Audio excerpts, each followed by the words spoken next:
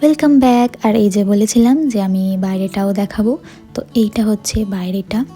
এত ঠান্ডার মধ্যে আর এত সুন্দর রোদ উঠেছে এই শীতের দিনের বেলা। এই যে রোদটা, উফ, এত ভালো লাগে না। তো এই হচ্ছে বারবিকিউর জায়গা। আর এই জায়গাটা এতটাই সুন্দর, মানে এত সুন্দর করে সাজানো। আর এই ভিউ, উফ, মানে দেখে মনে হচ্ছে কোনো একটা ড্রয়িং খাতার পেজ দেখছি আমি।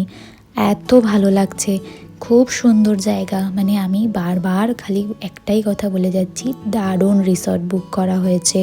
যখন আমরা বুক করছিলাম তখন এত সুন্দরভাবে তো আমরা বুঝতে পারিনি যে এতটাই সুন্দর হবে। ছবি দেখে মনে হয়েছিল না বেশ ভালোই হবে, কিন্তু সামনে এসে যে এত সুন্দর লাগবে সেটা মানে বলার ভাষা নেই। আর এই হচ্ছে আমাদের বারবিকিউয়ের জায়গা এটা। আর এই রিসর্টটা হচ্ছে একদম পাহাড়ের ওপরে।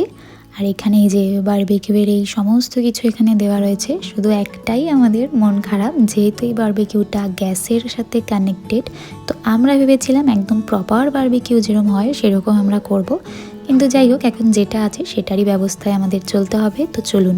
আজকে 1 মে আর সমস্ত দোকান বন্ধ, আর আমরা চলে এসেছি আজকেই। তো তার জন্য এখন আমি দেখাবো কিচেনটার আমরা কি অবস্থা করি। কিচেনের অবস্থা মানে পুরো একটা ছোটোখাটো সুপার মার্কেট আমরা এখানে বসিয়ে দিয়েছি। আলু, পেঁয়াজ, টমেটো, গাজর, ক্যাপসিকাম সমস্ত কিছু আছে। সবার ব্যাগ থেকে আস্তে আস্তে বেরোচ্ছে এগুলো। আচ্ছা, আমরা মুগ ডাল ভাজাও নিয়ে এসেছে।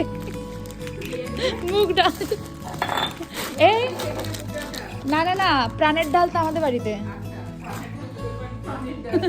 এই হচ্ছে পুরো বাজার বসিয়ে দিয়েছি আমরা। ব্রেড বাটার থেকে শুরু করে নুডল, সস সব কিছু আছে, যার যেটা লাগবে ওখানে।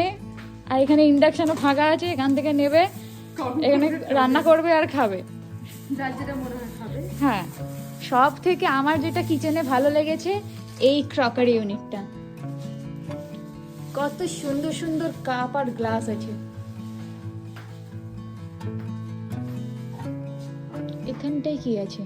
আচ্ছা, এখানটা টোস্টার আর নুন চিনি, জগ, গ্লাস এইসব আছে। ওকে।